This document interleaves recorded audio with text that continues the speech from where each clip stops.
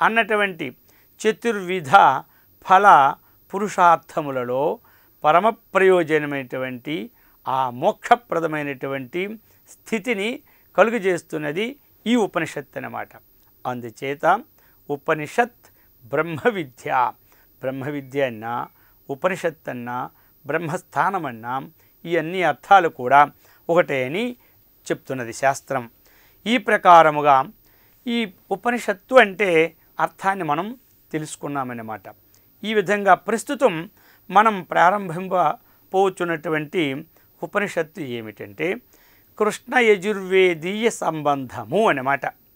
అది కాన్వశేఖ అంటే వాజసనేయ సంహితకి సంబంధించినటువంటిది ఈశావాస్యోపనిషత్తు. ఈశావాస్యోపనిషత్తు ఇది మొట్టమొదట ఉంది.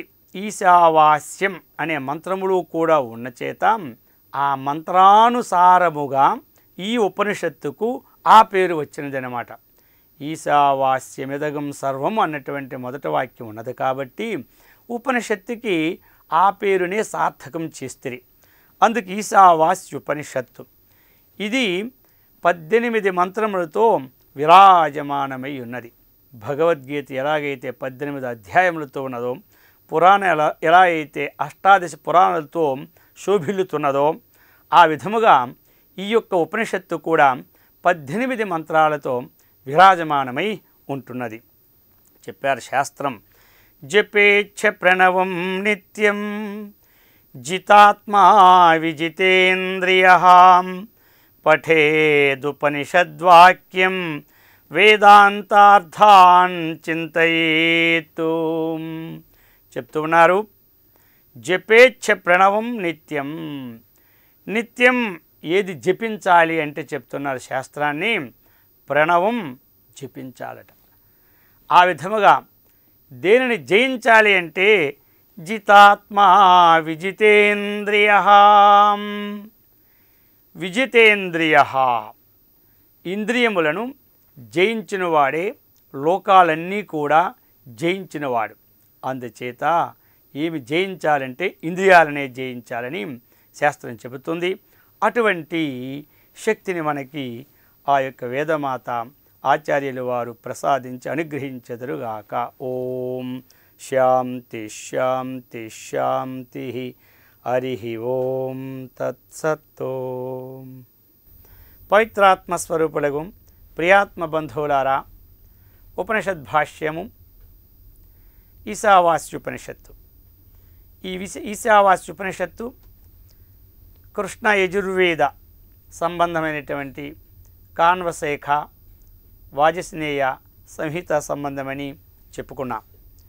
ఇది 18 మంత్రములతో విరాజమానమై ఉన్నది.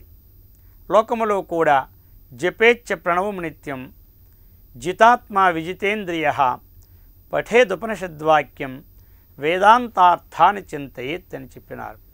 ఏమి జపం చేయాలి అంటే ప్రణవాన్నే జపం చేయమన్నారు. లోకములో ఏమి జయించాలంటే ఇంద్రియాలనే జయించమన్నారు. మరి ఏమిటి పఠనం చేయాలంటే ఉపనిషద్ వాక్యములనే పఠనం చేయమని చెప్పారు. మరి చింత దేనిని చేయాలంటే వేదమంతముల యొక్క అర్థాన్నే వేదాంతాన్నే చింత చేయమని చెప్పారు. కాబట్టి ఈ ప్రకారముగా ఉపనిషత్తుల యొక్క ప్రాధాన్యతని తెలియజేసుకున్నామని ఇంతవరకు కూడా. ఇక ఏ యొక్క గ్రంథానికైనా సరే మొట్టమొదట అనుబంధ చతుష్టయము ఉంటుందన్నమాట. వేదాంతానికి ఏ గ్రంథానికైనా ఒకటే అనుబంధం. అటువంటి ప్రారంభములో ఆ అనుబంధ చతుష్టయాన్ని తెలుసుకోవడం కూడా శాస్త్ర మర్యాద సాంప్రదాయం అన్నమాట. ఆ విధముగా ఈ అనుబంధం అంటే ఏమిటి? అధికారి, విషయము, సంబంధము, ప్రయోజనం. ప్రతి శాస్త్రానికి ఈ 4 ఉంటాయి. అలాగనే వేదాంత శాస్త్రానికి ఈ 4 ఉంటాయన్నమాట. ఈ ప్రకారముగా అధికారి మొట్టమొదట అవసరం. ఇప్పుడు ఒక కలెక్టర్ ఉద్యోగం కావాలంటే ముందు అధికారత్వం ఏముండాలి? ఐఏఎస్ ఉండాలి. డాక్టర్ ఉద్యోగం కావాలంటే ఎంబీబీఎస్ ఉండాలి. ఆ ప్రకారముగా ఇంజనీర్ చదువు కావాలంటే దానికి తగినటువంటి క్వాలిఫికేషన్ ఉండాలి. అందుకని ప్రతి శాస్త్రానికి కూడా ఒక అధికారి ఉండాలి. ఆ అధికారి ఏ విధంగా ఉండాలనే విషయాన్ని తెలుపుతున్నారు వేదాంతములో. విధివత్ అధీత నిఖిల వేద వేదార్థః అస్మిన్ జన్మని జన్మాంతరేవ కామ్య నిషిద్ధ వర్జన పురస్సరం నిత్య నైమిత్తిక ప్రాయశ్చిత్త ఉపాసన అనుష్ఠానేన నిర్గత నిఖిల కల్మషతయ నితాంత నిర్మల స్వాంతః సాధన చతుష్టయ సంపన్న ప్రమాత అంటే అధికారి అని చెప్పినారు. ఇంత లిస్ట్ అన్నమాట వేదాంతములో. కాబట్టి విధివత్ అధీత నిఖిల వేద వేదార్థ, ఆ వేదములను ఆ యొక్క వేదాంగములను చక్కగా మనం అధ్యయనం చేసిన వాడై ఉండాలి. అది అస్మిన్ జన్మని జన్మాంతరేవ, కొంతమంది పూర్వజన్మములో చేసి ఉంటే ఈ జన్మములో తరువాత విషయాన్ని తీసుకుంటారు, అథవా ఈ జన్మములో కూడా ప్రారంభిస్తారు. ఇక కామ్య నిషిద్ధ వర్జన పురస్సరం, కామ్యకర్మలు కానీ నిషిద్ధ కర్మలు కానీ, అంటే కామ్యకర్మలు కోరికతో లేకుండా ఇక నిషిద్ధ కర్మలు వదిలివేస్తూ వర్జన పురస్సరం నిత్య కర్మలు నైమిత్తిక కర్మలు ప్రాయశ్చిత్త కర్మలు చేసుకుంటూ ఉపాసన మనం చేసుకుంటూ అనుష్ఠానాన్ని చక్కగా అలవర్చుకుంటే నిర్మల నిఖిల కల్మషతయా, మలదోషము చక్కగా నివారింపబడి విక్షేప దోషము నివారింపబడి జ్ఞానము చేత ఆవరణ దోషము పోగొట్టుటకు సులభమైనటువంటి అతి సూక్ష్మమైనటువంటి అంతఃకరణము ఉత్పన్నమవుతుందన్నమాట. దానినే నితాంత నిర్మల స్వాంతః, మిక్కిలి శుద్ధమైన అంతఃకరణము. తరువాత చెప్పారు సాధన చతుష్టయ సంపన్న. అయితే ఇక్కడ మనం సంగ్రహంగా తీసుకోవాలి, గుర్తుపెట్టుకోవడానికి. కర్మల విషయం ముందు వస్తుంది కాబట్టి అప్పుడు చెప్పుకోవచ్చు. ఇప్పుడు ఏమిటంటే ఎవరు అధికారి అంటే అర్థం ఏమిటి? సాధన చతుష్టయ సంపన్న అధికారి. అందరూ జ్ఞాపకం ఉంచుకోవడానికి కూడా ఈ వాక్యం చక్కగా ఉంటుంది. సాధన చతుష్టయ సంపన్న అధికారి. ఇక సాధనలంటే ఏమిటి? ఒకటి నిత్యానిత్య వస్తు వివేకము, రెండు ఇహామూత్ర ఫలభోగ విరాగ, మూడు శమాది షట్క సంపత్తి, నాలుగు ముముక్షుత్వం. ఈ నాలుగు ఎవరు కలిగి ఉన్నారో వారు ఈ బ్రహ్మతత్వాన్ని విచారించుటకు అధికారి అని చెప్తూ ఉన్నారన్నమాట. ఎవరైతే బ్రహ్మతత్వము తెలుసుకోవాలో వారందరికీ ఉండవలసిన అధికారిత్వం ఇక్కడ చెప్తూ ఉన్నారు. బ్రహ్మసూత్రములలో కూడా మొట్టమొదటి సూత్రము అథాతో బ్రహ్మ జిజ్ఞాస అని సూత్రం శ్రీ వేదవ్యాసులు వారు రాశారు. అచ్చట కూడా శంకర భగవత్పాదుల వారే భాష్యాన్ని రాశారు. ఆ భాష్య సమయంలో అథ అన్న పదానికి అనంతరము అని ఒక అర్థం ఉంది. అథ అంటే మంగళము, అథ అంటే ఆరంభము, అథ అంటే ప్రశ్నము అని అనేక అర్థాలు ఉన్నాయి. ఉండేటప్పుడు ఆ సమయంలో అనంతరము బ్రహ్మ జిజ్ఞాస అని చెప్పారు. ఏ అనంతరము? సాధన చతుష్టయ సంపత్తి అనంతరము బ్రహ్మ జిజ్ఞాస. అంటే అనంతరం అంటే అక్కడ మనకేం సూచిస్తుంది? బ్రహ్మ జిజ్ఞాస ఎవరైతే చేయాలనుకున్నారో వారు అధికారిగా ఉండాలన్నటువంటి విషయాన్ని కూడా ఆ సూత్రంలో కూడా మనకి స్ఫురిస్తుందన్నమాట. అందుచేత సాధన చతుష్టయ సంపత్తి బ్రహ్మ జిజ్ఞాసకు మూల కారణమన్నమాట. అందుకే చెప్తున్నారు ఇక్కడ అధికారిలో సాధన చతుష్టయ సంపత్తి ముఖ్యావసరం. ఇది ఉన్నవాడే అధికారి, లేనివాడు అనధికారి అనబడతాడు. అందుకని నిత్యానిత్య వస్తు వివేకం మొట్టమొదట ఉండాలి. నిత్యం అంటే ఏమిటి, అనిత్యం అంటే ఏమిటి చెప్తున్నారు. ఎందుకు నిత్య వస్తువు అనిత్య వస్తువు విచారణ చేయాలి అంటే ప్రపంచంలో ఉన్నవి రెండు పదార్థాలు. ఒకటి నిత్య వస్తువు, రెండవది అనిత్య వస్తువు. ఈ విచారణ ఎప్పుడైతే జరిగినదో అతనికి ఒక స్థైర్యము, ధైర్యము, ఉత్సాహము, సంతోషము ఇవన్నీ కలుగుటకు కారణాలు ఇవే అన్నమాట. నిత్యము అంటే చెప్పారు, బ్రహ్మ సత్యం జగన్మిథ్యా చెప్తున్నారు. నిత్య వస్తువు లోకములో బ్రహ్మ, అనిత్య వస్తువు లోకములో మిథ్యా జగత్ అని చెప్తున్నారు. నిత్య వస్తువు బ్రహ్మ, అనిత్య వస్తువు జగత్ అన్నమాట. కాబట్టి ఈ విచారణ ఉండాలి. జగత్తు అంటే ఏమిటి? నామరూపాత్మకం జగత్ అన్నమాట. ఎత్ర ఎత్ర నామరూపమస్తి తత్ర తత్ర జగదస్తి అన్నమాట. ఎక్కడెక్కడైతే నామరూపాలు ఉంటాయో అవన్నీ కూడా జగత్ అని పేరు. ఇప్పుడు ఉదాహరణ తీసుకుందాం. ఒక నిమ్మ పండుని, నిమ్మ పండు పేరేమిటి? నిమ్మ. సరే, రూపం ఏమిటి? పసుపచ్చ. ఇంతే కదా, నామము ఉంది, రూపము ఉంది. ఆ విధంగా ప్రపంచంలో ఉన్నటువంటి ప్రతి వస్తువునికి నామము ఉంటుంది, రూపము ఉంటుంది.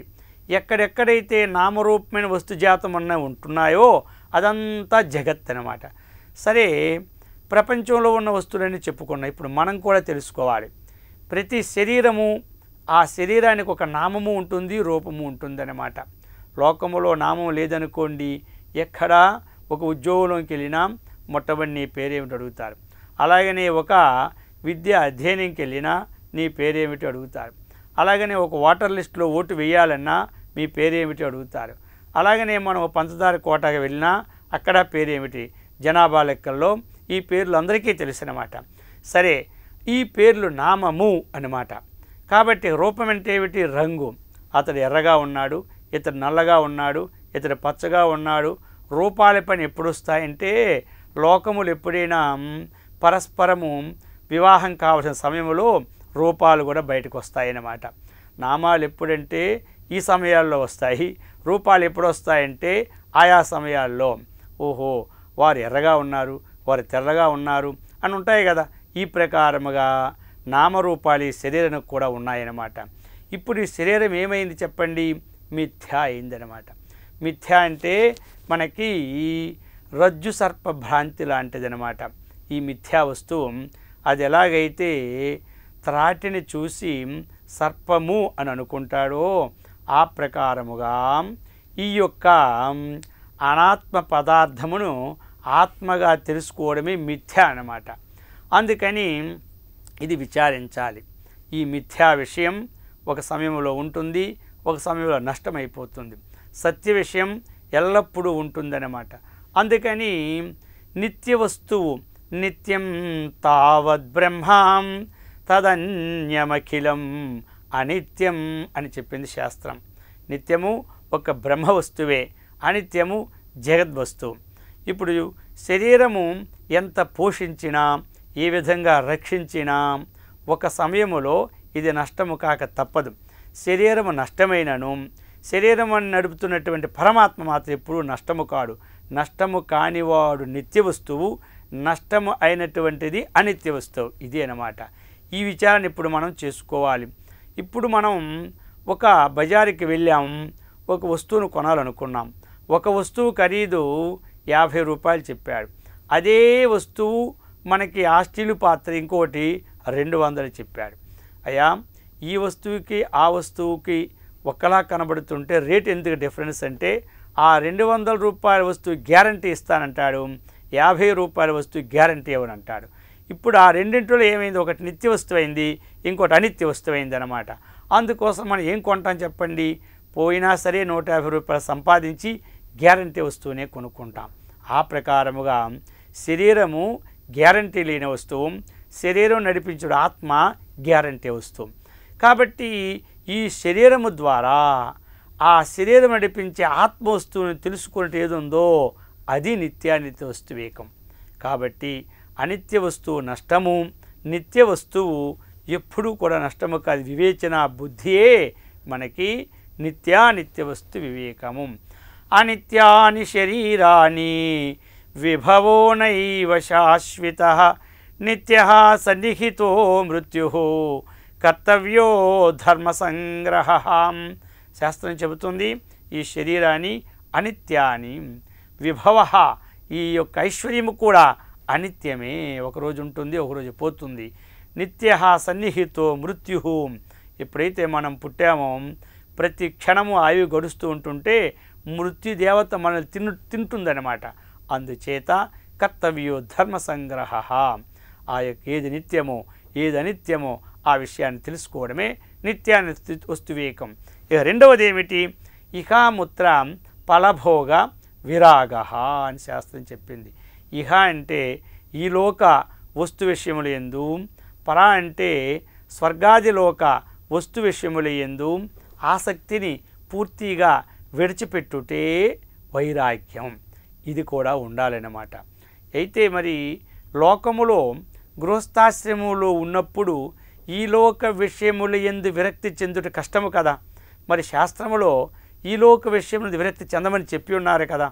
ఈ బ్రహ్మజ్ఞానం అనేది ఒక సన్యాసికే కాదు, వారు గృహస్థులైనా, వానప్రస్థులైనా, సన్యాసులైనా, బ్రహ్మచారులైనా, స్త్రీలైనా, వృద్ధులైనా, బ్రాహ్మణులైనా, అబ్రాహ్మణులైనా వారందరూ కూడా ఈ యొక్క మోక్షానికి అర్హులు. మరి అలాంటప్పుడు విషయాసక్తిని విడిచుట అనేది గృహస్థాశ్రములకు సంబంధపడునా అన్నటువంటి సంశయం రావచ్చు. కాబట్టి అటువంటి అర్థం చేసుకున్నటువంటి స్థితిని ఆ యొక్క వేదమాత ఆచార్యుల వారు మనకిచ్చి సదా రక్షించెదరుగాక. ఓం శాంతి శాంతి శాంతి. హరి ఓం తత్సత్. ఓం. పవిత్రాత్మస్వరూపులకు ప్రియాత్మ బంధువులారా, ఉపనిషద్ భాష్యము ఈశావాస్యోపనిషత్తు. ఇక ఉపనిషత్తులన్నిటికీ కూడా వేదాంతానికి అనుబంధ చతుష్టయం ఉంటుందని చెప్పుకొని వస్తూ ఉన్నాం. అధికారి ఆ విధముగా విషయము, సంబంధము, ప్రయోజనమని. అధికారి అంటే సాధన చతుష్టయ సంపన్న అధికారి అని చెప్పుకున్నాం. ఆ సాధనాలంటే 4. 1 నిత్యానిత్య వస్తువేకము, 2 ఇహాముత్ర ఫలభోగ విరాగము, 3 శమాధి షట్క సంపత్తి, 4 మోక్షత్వం. ఇందులో రెండింటిని చెప్పుకున్నాం. ఈ రెండింటి విషయంలో వైరాగ్యం, ఆ వైరాగ్యం అనేది గృహస్థాశ్రమంలో ఉన్నవారికి, ఆ విధంగా ఏ ఆశ్రమంలో ఉన్నవారికి కూడా వైరాగ్యము ఉండాలి. మరి ఇక్కడ వైరాగ్యము అంటే ఎలా ఉండాలి అంటే, సన్యాసులకు కానీ, ఆ యొక్క బ్రహ్మచారులకు కానీ, వానప్రస్థులు కానీ పూర్తిగా విషయముల యందు ఆసక్తి ఉండకూడదు. ఇంకా వైరాగ్యం అంటే సదా ఆ బ్రహ్మానుభూతి, అంటే ఆ బ్రహ్మములో చింతించుచు బ్రహ్మ విచారంతో ఉండుటయే స్వాత్మస్థితే వైరాగ్యమని కొంతమంది చెప్పి ఉన్నారు. గృహస్థాశ్రమములో వచ్చిన దానితో తృప్తి పడుచు వేద విహిత కర్మలను ఆచరిస్తూ ఉండటం వైరాగ్యమని విషయం. అయితే ఇక శమాధి షట్క సంపత్తి, శమము, దమము, ఉపరతి, తితీక్ష, శ్రద్ధ, సమాధానం. శమము అంటే అంతరింద్రియ నిగ్రహం, మనస్సుని స్వాధీనపరుచుకున్నటువంటి ఉపాయం ఏదైతే ఉందో దాని పేరే శమము. అంటే మనస్సు మన స్వాధీనములో ఉండుట. దమము అంటే ఇంద్రియములు కూడా తన యొక్క స్వాధీనంలో తెచ్చుకొనుట. ఇంద్రియములను, మనస్సును స్వాధీనపరుచుకున్నటువంటి స్థితి ఏదుందో దానినే శమదమము అంటారన్నమాట. ఇక ఉపరతి, ఉపరతి అంటే బాహ్య అనాలంబనం వృత్తేహే ఏషోరుపరతి రుత్తమ. బాహ్యం అంటే ఏదైతే మనము ఏ ధ్యేయాన్ని ఆశ్రయిస్తూ ధ్యానాన్ని చేస్తూ ఉన్నామో ఆ ధ్యేయము కంటే భిన్నమైనటువంటి వస్తువును ఆశ్రయించుకుంటూ ఉంటే అది ఉపరతి అని అర్థమన్నమాట. మనము రామ లేకపోతే కృష్ణో వాసుదేవుడినో స్మరించిన సమయములో అర్ధగంట కానీ 5 నిమిషాలు కానీ ఆ ధ్యేయంతోనే సంబంధపడి ఉండుటే ఉపరతి. ఇక తితీక్ష, ఓర్పు ఉండాలి. సహనం, సహనం సర్వదుఃఖానాం అప్రతీకారపూర్వకం చింతా విలాపరహితం సా తితీక్ష నిగధ్యతే. ఆధ్యాత్మిక దుఃఖములు, శరీరమునకు సంబంధించిన వ్యాధులు కానీ, భూతములంటి జీవుల వల్ల కలిగే బాధలు కానీ, ఇతరమైన ప్రాణుల వల్ల కలిగే నష్టాలు కానీ, కష్టాలను కానీ ఓర్చుకున్నటే తితీక్ష అని ఇంతకుముందు కూడా మనం విడదీసుకున్నాం. ఈ విధముగా శ్రద్ధ, శాస్త్రవాక్యమునందు అలాగనే గురువాక్యమునందు ముమ్మాటికి నిజము అన్నటువంటి సత్యబుద్ధి అనేది ఏదుందో అదే విశ్వాసము, అదే శ్రద్ధ, సమాధానం. ఈ యొక్క సమ్యగాస్థాపనం బుద్ధే శుద్ధే బ్రహ్మని సర్వదా తత్సమాధానమిత్యుక్తం నతు చిత్తస్య లాలనమని చెప్పి ఉన్నారు. కాబట్టి బుద్ధిని పరమాత్మ వస్తువునందు సంలగ్నం చేయుచున్నటువంటి స్థితినే సమాధానమని చెప్పారు. ఈ ప్రకారముగా శమాది షట్క సంపత్తిని, ఇక ముముక్షుత్వం 4వదనమాట. మోక్షమును పొందవలనది ఇచ్చ మనస్ఫూర్తిగా ఉండాలన్నమాట. ఈ 4 ఎవరికైతే ఉంటున్నాయో వారు సాధన చతుష్టయ సంపత్తి కలవారు అంటారు. అటువంటి వారిని అధికారి అంటారు. దీన్ని సంక్షిప్తంగా చెప్పుకున్నాం, వచ్చినప్పుడు విడదీసుకుంటామన్నమాట. కాబట్టి ఇప్పుడు అధికారి అని ఎవరైనా మనకు ప్రశ్న వేసినాం, మనం తెలుసుకోవలసిన ఏమని చెప్పుకోవాలి? సాధన చతుష్టయ సంపత్తి ఎవరికి ఉంటే వారే ఈ వేదాంత శ్రవణానికి అధికారి, వారే అని చెప్పారు. అక్కడ ఇంకో నిర్ణయం కాదు, వీరి బ్రాహ్మణులు, వారు అబ్రాహ్మణులు, వీరి స్త్రీలు, వారు పురుషులు, వీరే ఉండాలని ఏమి చెప్పలే. ఎవరికైతే ఈ చతుష్టయ సంపత్తి ఉందో వారందరూ ఈ బ్రహ్మజ్ఞానానికి, ఈ ఉపనిషత్తు వేదాంత శ్రవణము చేసి అవగాహన చేసుకోవడానికి వారందరూ కూడా అధికారులే. ఇక విషయం రెండవది ఈ యొక్క అనుబంధ చతుష్టయంలో విషయం. విషయం అంటే ఏమిటి? ఇక్కడ ఇంకే విషయాలు, వేరే విషయాలు ఏమి ఉండవన్నమాట. జీవ బ్రహ్మణోహో ఐక్య విషయ, ఇది విషయం. జీవుడు వేరు బ్రహ్మ వేరు అన్నటువంటిది కాదు.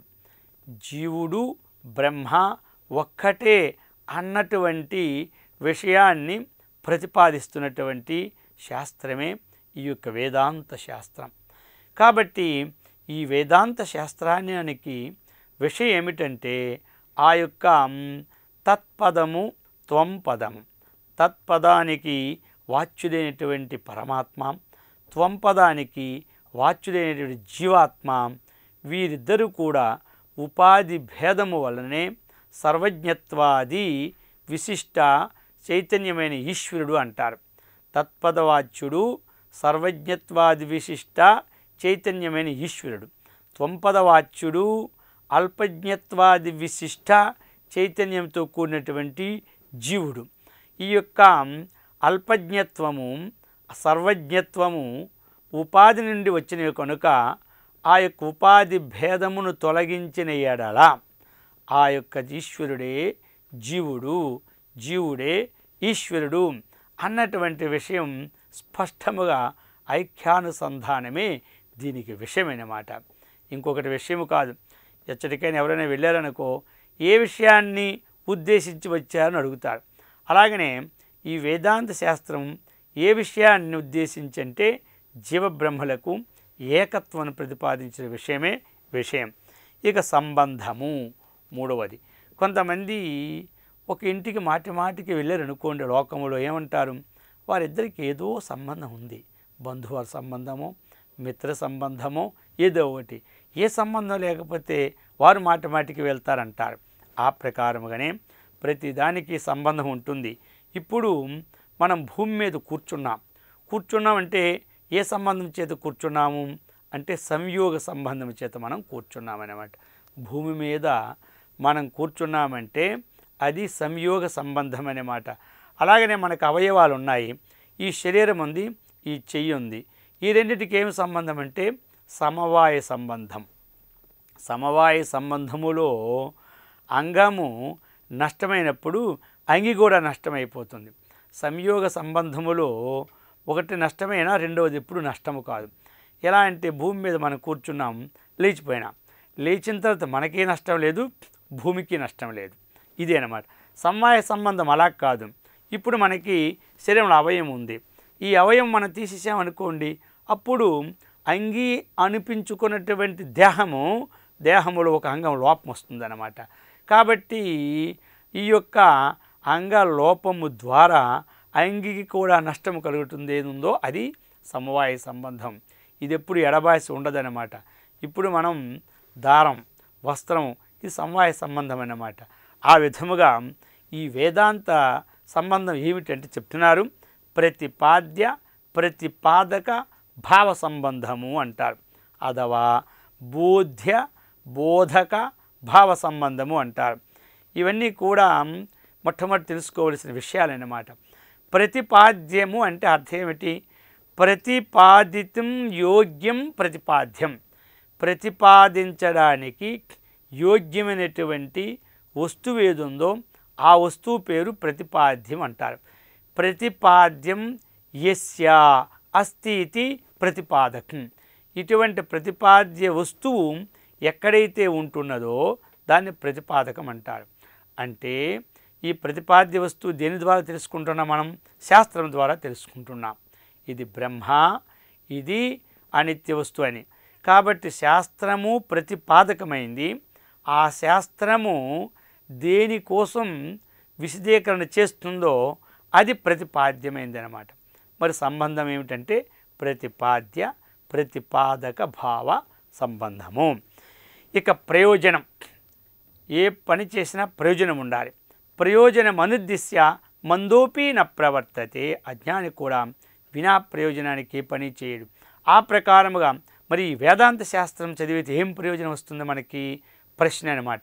చెప్తున్నారు, ఆత్యంతిక దుఃఖ నివృత్తి పరమానంద ప్రాప్తి. ఈ ఉపనిషత్తులను మనం అధ్యయనం చేస్తే వచ్చిన ప్రయోజనం ఏమిటి? ఉపనిషత్తులని శ్రవణం చేస్తే మనకు కలిగే ప్రయోజనం ఏమిటి అంటే చెప్తూ ఉన్నారు, ఆత్యంతిక దుఃఖ నివృత్తి పరమానంద ప్రాప్తి. ఇది అన్నమాట ఉపనిషత్ విద్య ద్వారా లభించే లాభం అన్నమాట. మరి ఆత్యంతిక దుఃఖ నివృత్తి అంటే అర్థం ఏమిటి? దుఃఖములను సమూలముగా పోగొడుతుందన్నమాట. మనకునే దుఃఖాలు ఎన్ని? మూడే దుఃఖాలు. శరీరమునకు సంబంధించిన వ్యాధులు రావడం ఒక దుఃఖం, ఏదో ఇతరమైనటువంటి తేళ్ళో పాములో దోమలో వీటి వల్ల కలిగేది రెండవ దుఃఖం. మూడవ దుఃఖం అతివృష్టి అనావృష్టి ఇత్యాది మూడవ దుఃఖం. ఈ ప్రకారముగా ఈ దుఃఖములన్నీ ఆత్యంతికమంటే సమూలముగా నాశనం చేస్తుందన్నమాట. ఈ యొక్క ఉపనిషత్తు శ్రవణం మనకి ఇటువంటి విశేషాన్ని మనకి అందిస్తున్నది. ఎప్పుడైతే దుఃఖం పోయిందో ఇంకా ఆ శరీరంలో మనకి కలిగినటువంటి ఏమిటి? పరమానంద ప్రాప్తి. ఇది అన్నమాట. దీన్నే బ్రహ్మానంద ప్రాప్తి అంటారు, దీన్నే ఆత్మానంద ప్రాప్తి అంటారు, దీన్నే పరమానంద ప్రాప్తి అంటారు. ప్రతి వారు కూడా లోకములో ఆనందము కోసమే ప్రాకులాడుతూ ఉన్నారు. ఆనందమే కావాలి అందరికీ కూడా, దుఃఖము ఎవ్వరికీ వద్దు, ఆనందమే కావాలి. అయితే ఆ ఆనందము విషయముల ద్వారా ఆనందించే ఆనందము క్షణికానందము అంటారు. ఇటువంటి ఉపనిషత్ విద్య ద్వారా మనకు కలిగే ఆనందము శాశ్వతమైన ఆనందము అన్నమాట. ఏదైనా ఒక వస్తువు మనం తిన్నామనుకోండి, ఆ వస్తువు తింటున్నప్పుడే ఆనందంగా ఉంటుందన్నమాట. ఆ వస్తువు మనం నోటికి బయటను పెట్టుకున్న ఆనందం లేదు, అలాగనే నాలుక మీద పెట్టుకున్నంత సమయంలోనే మనకు ఆనందం కలుగుతుంది, ఆ తరువాత కూడా మనకి ఆనందము కలుగదన్నమాట. కాబట్టి ఇప్పుడు మనకి క్షణికానందము అన్నటువంటి పేరు ఎందుకు వచ్చినది అంటే, ఎంతవరకు మనం నాలుక మీద పెట్టుకుంటాం చెప్పండి? వస్తువు బాగా ఉన్నదని ఒక అర్ధగంట పెట్టుకోగలమా మన నాలుక మీద? పెట్టుకోలేం. ఏదో ఒక సెకండ్ పెట్టుకుంటాం అంతే, వెంటనే అది మింగేస్తాం లోనకి మృంగిన తరువాత కూడా మనకి ఆనందం లభించదు. ఆ వస్తువు నోటికి బయట ఉన్నప్పుడు కూడా మనకి ఆనందము లభించదన్నమాట. అందుకనే దీన్ని క్షణిక ఆనందము అన్నారు. సరే, ఈ ఆనందములో తారతమ్యం చూడండి. ఆనందంగా ఒక వస్తువు ఉన్నది అని మనం ఆ వస్తువుని తింటే, అదే వస్తువు మనం ఒకసారి తిన్నాము కుండ, రెండోసారి ఇంకో కుండ తిన్నాము, మూడోసారి ఇంకో కుండ తిన్నాము పదార్థం. ఇప్పుడు ఏమైంది? మనము ఆ 3 సార్లు అయ్యేసరికి ఇంకా తింటే మనకు వాంతి వస్తుందన్నమాట. రుచిగల వస్తువు అధికంగా మనం తిన్నా తరువాత మళ్ళీ మనం తినలేం. ఆ విధముగా ఈ క్షణికానందాన్ని విడిచిపెట్టి శాశ్వతమైన ఆనందానికి తగిన శక్తిని మనకి ఆ వేదమాత ఆచార్యులు మనకిచ్చి సదా అనుగ్రహించెదరుగాక. ఓం శాంతి శాంతి శాంతి. హరి ఓం తత్సత్.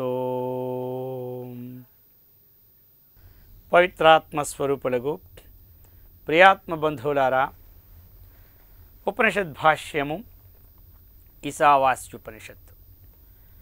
ఈ యొక్క ఉపనిషద్ భాష్యమును ఇంతవరకు మనం ఉపోద్ఘాతాన్ని చక్కగా వివరించుకుంటూ ఉన్నాం.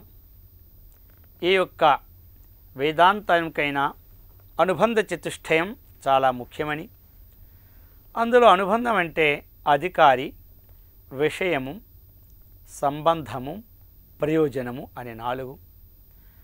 మూడింటిని విడదీసుకున్నాం, ప్రయోజనాన్ని చెప్పుకొని వస్తూ ఉన్నాం.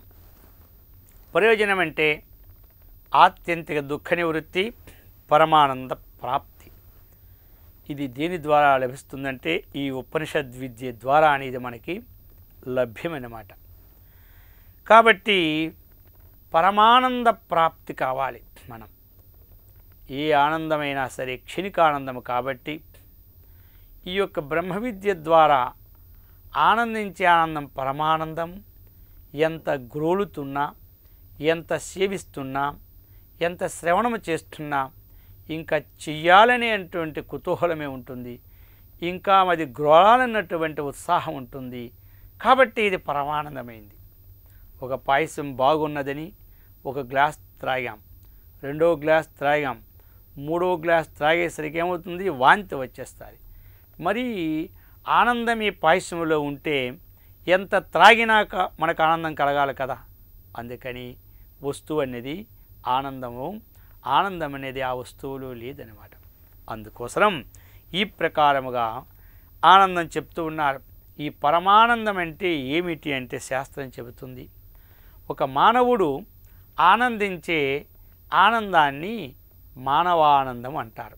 ఏ మానవుడు?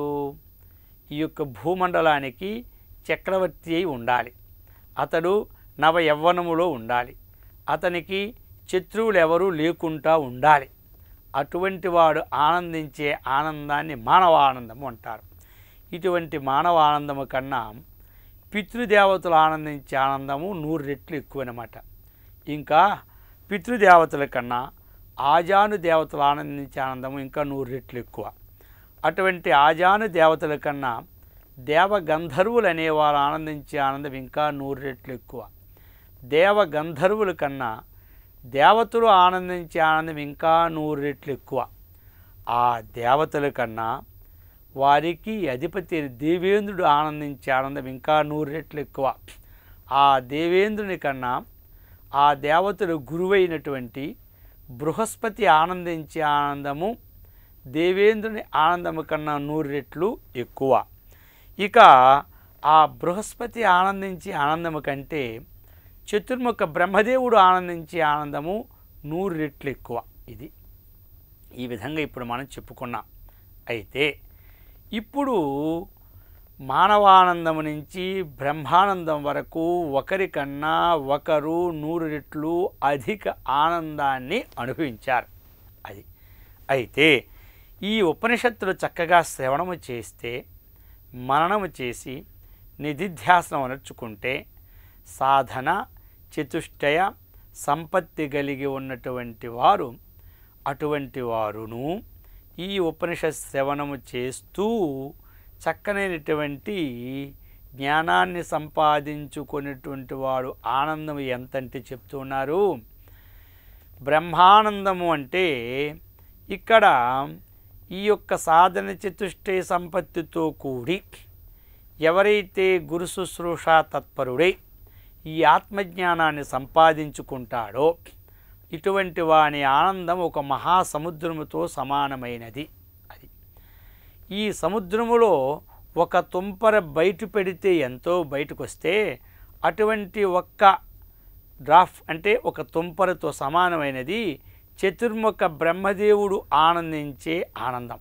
ఇది ఇక చతుర్ముఖ బ్రహ్మదేవుడు ఆనందించే ఆనందం ఒక తుంపరతో సమానమైతే అందులో 100 రెట్లు తగ్గించుకొని వస్తే ఈ మానవుని ఆనందం ఏం ఆనందం అండి?